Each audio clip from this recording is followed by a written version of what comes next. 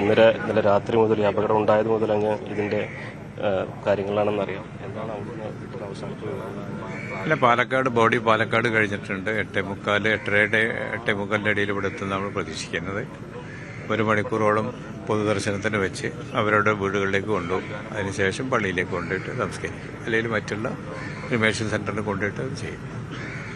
സത്യത്തിൽ നാടൊന്നാകെ വെറുങ്ങലിച്ച് നിൽക്കുന്ന ഒരു അവസ്ഥയിലാണ് അത് കേട്ടത് മുതൽ. അപ്പോൾ ആർക്കും സങ്കടം സഹിക്കാൻ കഴിയുന്നില്ല. അത്രയും മോശമായിട്ടൊരു ഇതാണ്. എല്ലാവരും സ്കൂളിൽ ഒരു ടീച്ചർ ഒഴികെ ബാക്കി എല്ലാവരും പോയി എന്ന് പറയുമ്പോൾ ഒരിക്കലും നമുക്ക് ആലോചിക്കാൻ പോലും പറ്റില്ല. ഇതൊരു വളരെ വലിയ ട്രാജഡി ആയിപ്പോയി. ഒരു അധ്യാപകൻ ഭിന്നശേഷി കാഴ്ചപരിമിതി അതിജീവിച്ചുകൊണ്ടുള്ള ഒരു അധ്യാപകനുണ്ട്, അധ്യാപകൻ മജീദ് മാഷ്. ഒക്കെ അങ്ങനത്തെ ഒരു അവസ്ഥയാണ്. വളരെ സങ്കടകരമായിട്ടൊരു സ്ഥിതി, ആലോചിക്കാൻ പോലും പറ്റാത്ത സ്ഥിതി.